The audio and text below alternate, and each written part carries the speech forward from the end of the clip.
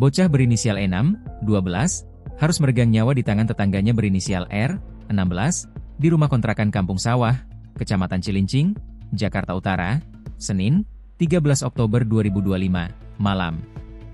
Pelaku sempat dihakimi oleh warga karena kesal dengan ulah remaja tersebut yang hilangkan nyawa bocah SD. Kapolres Metro Jakarta Utara, Kombes Pol Erik Frendris menjelaskan, motif tersangka membunuh E6 karena merasa sakit hati dengan ibu korban. Jadi pelaku pernah berhutang kepada ibu korban dan saat ditagih tidak membayar. Kemudian ada perkataan dari ibu korban yang bikin pelaku sakit hati saat menagih hutang. Tegasnya, Rabu, 15 Oktober 2025. Menurut Erik, R dan E6 hanya bertetangga dan tidak memiliki hubungan apapun. Bahkan, pelaku tidak pernah jalan bareng atau mengajak korban jalan-jalan. Alumni Akpol 2001 itu menegaskan, korban dibunuh oleh pelaku dengan cara dibekap dan dijerat menggunakan kabel charger HP. Pelaku juga masih di bawah umur dan kami melibatkan Balai Pemasyarakatan, Bapas, singkatnya.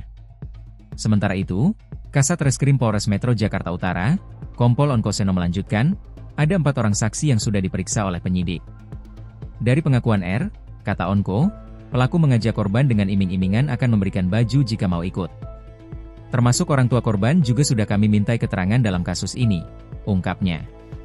Sebelumnya, beredar video di sosial media Instagram saat pelaku pembunuh berinisial R dihakimi oleh warga di Kampung Sepatan, Kecamatan Cilincing, Jakarta Utara, Selasa, 14 Oktober 2024. Warga merasa kesal dengan pria 16 tahun tersebut karena telah menghilangkan nyawa bocah 12 tahun berinisial E6 warga Kampung Sawah, Cilincing, Jakarta Utara. Dalam rekaman video tersebut, pelaku sudah babak belur dan meminta kepada warga agar tidak terus memukulinya. Orang tuanya, bapak korban, susah payah cari duit, lu nggak ada otak, ucap salah satu warga usai layangkan pukulan ke wajah pelaku. Saat izin terkait dengan kasus pembunuhan di Cilincing, sejauh ini pemeriksaan sudah seperti apa, Pak? Jadi perkara ini terjadi kemarin ya, hari Senin, sekitar setengah 7 malam, 12 Oktober 2025. Kemudian dari situ, awal kecurigaan adalah orang tua korban mencari anaknya yang belum pulang ke rumah. Kemudian dia melaporkan ke Polsek Cilincing, melakukan pencarian.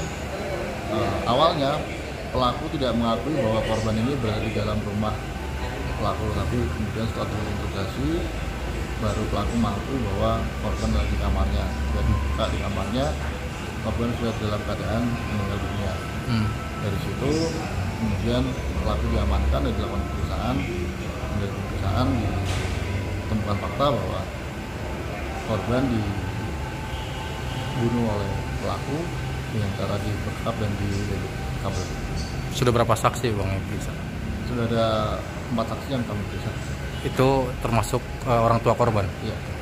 Bang, kalau korban dan pelaku sendiri sebelumnya pernah jalan bareng nggak sih, Bang? Enggak pernah. Tidak punya hubungan apapun, hanya saja tempat tinggal korban dan pelaku memang tidak ada. Kalau korban sendiri ada iming-imingan makanya dia mau Jadi diajak? korban itu diajak oleh pelaku ke rumahnya dengan iming-iming akan diberikan baju. Motifnya sendiri udah diketahui belum, Bang? Motifnya dari pelaku pernah jengkel terhadap ibu korban karena pelaku pernah berhutang, kemudian ditagih tapi pelaku tidak membayar, sehingga pelaku mungkin marah kepada korban karena ditagih. Bang, ini kan pelaku juga masih di bawah umur untuk penanganannya. Ya, penanganan tetap sesuai dengan sistem peradilan pidana. Melibatkan Komnas atau KPAI? Bapas tentunya ya. Oke, terima kasih, Bang. Ya. Download Tribun X sekarang, menghadirkan lokal menjadi Indonesia.